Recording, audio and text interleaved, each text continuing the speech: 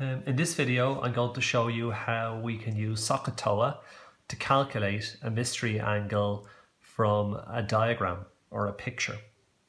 So here's example 1. We're being asked to calculate angle theta to the nearest degree. So here's angle theta in a triangle. We know the length of this side is 3, we know the length of this side is 5. It's a right angle triangle, and we're asked to find angle theta. Notice we're not asked to find the side here. We're not going to use Pythagoras' theorem. We're going to simply try and find out the angle in degrees using these two clues. Now, how you do a sum like this is, the first thing you do with a right angle triangle is you label it. Because this is the right angle here, this is H. And because this is angle theta, this is the opposite. And this other side, which is not labelled, would be A. I get students to tick the ones you know. We know 3 and we know 5, so we know O and H. We don't know A, I don't tick it. I know O and I know H. And then you ask yourself, SOHCAHTOA, which one of these, is it sine, cos or tan? Which one has O and H in it? And the answer is sine.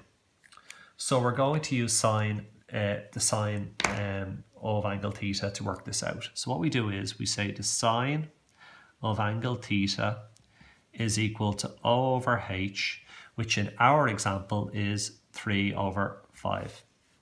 And then we write it out again. Sine theta is 3/5. Now, I know that the sine of this mystery angle is 3/5. How can I find out angle theta on its own? To get rid of a sine, we've had this before, to get rid of a sine, we bring it over and change it to a sine inverse of 3/5. And up until now, we've been getting sine inverse of decimals, but fractions and decimals are the same thing, just written in different ways. So how do we do this? You make sure your calculator is on degree mode. You press Shift, Sine, Fraction button, and put 3 over 5.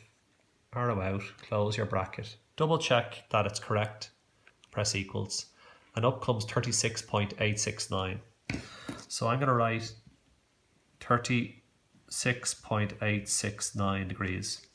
Now, they want it correct to the nearest degree. So is it 36 or is it 37? We're going to say 37 degrees is our answer. So theta is 37 degrees. 37 degrees. Okay, that's example 1. Now, example 2, same procedure, just a different triangle. This time we're asked to calculate A to the nearest degree. So there's angle A to the nearest degree. Again, we label our triangle. There's my right angle, so this would be H. There's my angle, there's O, and this would be the adjacent A, not to be confused with angle A. Tick the ones we know. We know what O is, and we know what A is. Which do we use? Sine, cos, or tan? Well, again, we can put SOHCAHTOA. Which one has O and A in it? It's tan. So in this particular one, we're going to use tan. So I write tan of angle A is my my O over A, which is 4 over 2. So 4 over 2. And you can leave it as 4 over 2, but if you notice the 4 over 2 is 2, you can put it as 2 as well. So A will be tan inverse of either 4 over 2 or 2. And you can just simply type that into a calculator. Inverse tan of 2, close bracket, equals, and I'm getting 63.43.